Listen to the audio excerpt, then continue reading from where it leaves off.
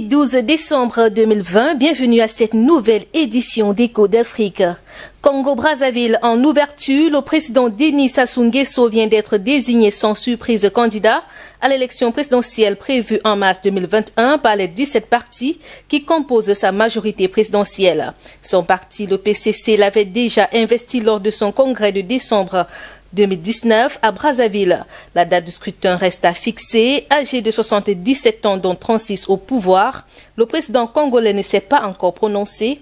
Il pourrait, selon certaines sources, annoncer la date du scrutin et officialiser sa propre candidature lors d'un discours à la nation le 19 décembre. Pour poser les jalons d'un scrutin apaisé, les acteurs politiques congolais se sont réunis du 25 au 27 novembre. Si l'opposition affirme que cette concertation a été un échec, le pouvoir soutient qu'il s'est dégagé un consensus autour d'une révision des listes électorales, puis de l'utilisation du bulletin unique. Présidentiel au Ghana, l'ancien chef de l'État John Dramani Mahama refuse de reconnaître sa défaite face au président sortant Nana Akufo-Addo, réélu pour un second mandat à la tête du pays, avec 51,59% des voix selon les résultats officiels. Son parti avait déjà annoncé qu'il rejetait les résultats, mais le chef d'État ne s'était pas encore exprimé. Lors d'une sortie, John Dramani Mahama, crédité de 47,36%, a qualifié les résultats annoncés par la commission électorale de frauduleux et a menacé de prendre toutes les mesures légales pour renverser cette injustice. À peine un peu plus de 500 000 voix séparent le président sortant de son prédécesseur. John Dramani Mahama, qui affirme que les électeurs ghanéens ont voté pour le changement, a dénoncé une forte présence militaire déployée lors du dépouillement pour intimider et inverser les résultats. L'ancien chef de l'État a par ailleurs concentré ses attaques sur les résultats des législatives annoncés par la commission électorale, mais pas encore définitives. Si cette dernière déclare que l'opposition et le gouvernement sont au coude à coude, avec 136 sièges chacun, Mahama maintient que son parti, le NDC, a remporté la majorité avec 140 sièges et il affirme détenir la preuve. Conflit en Éthiopie, deux organisations humanitaires internationales ont annoncé vendredi le décès de 4 de leurs membres tués au cours de l'opération militaire.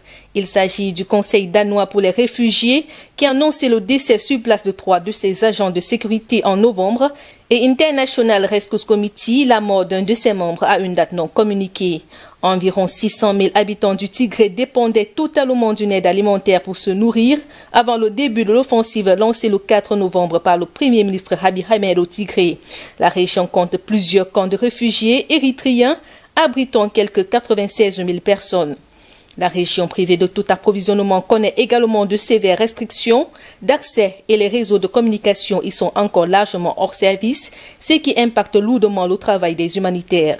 Un nouvel accord a été trouvé entre l'ONU et l'Éthiopie pour organiser des missions conjointes d'évaluation dans la région dissidente afin d'acheminer de l'aide humanitaire. Les Nations Unies affirment que les combats continuent au Tigré malgré les déclarations contraires du gouvernement éthiopien qui a annoncé sa victoire le 28 novembre avec la prise de la capitale régionale Mekele.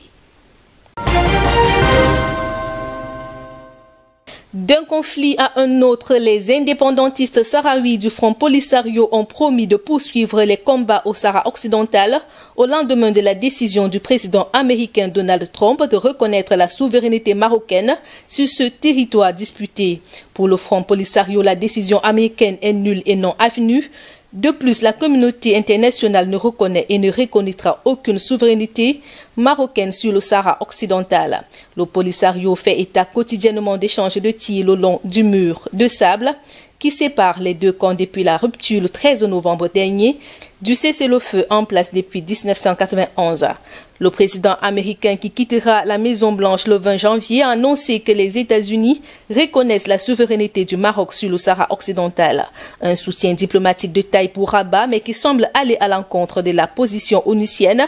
Le secrétaire général de l'ONU, Antonio Guterres, a fait savoir que sa position était inchangée sur le Sahara occidental et que la solution à cette question peut toujours être trouvée sur la base des résolutions du Conseil de sécurité. La question du statut du Sahara occidental, toujours considérée considéré comme un territoire non autonome par l'ONU en l'absence d'un règlement définitif, oppose depuis des décennies le Maroc aux indépendantistes sahraouis. Le Polisario réclame un référendum d'autodétermination prévu par l'ONU, tandis que le Maroc, qui contrôle plus des 2/3 de ce vaste territoire désertique, propose un plan d'autonomie sous sa souveraineté. Les négociations menées par l'ONU et impliquant le Maroc et le Polisario avec l'Algérie et la Mauritanie sont suspendues depuis des mois.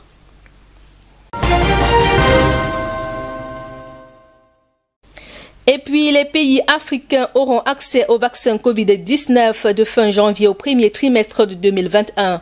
Déclaration a été faite par Kosi Okonjo-Iweala, l'envoyé spécial de l'Union africaine pour la mobilisation du soutien économique international pour lutter contre le coronavirus en Afrique.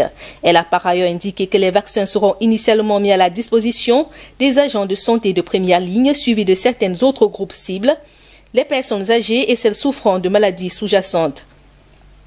Selon elle, les Africains ont la chance de ne pas avoir le même taux d'incidence du Covid-19 que ceux des autres continents. Cependant, elle a mis en garde les nations africaines contre la complaisance.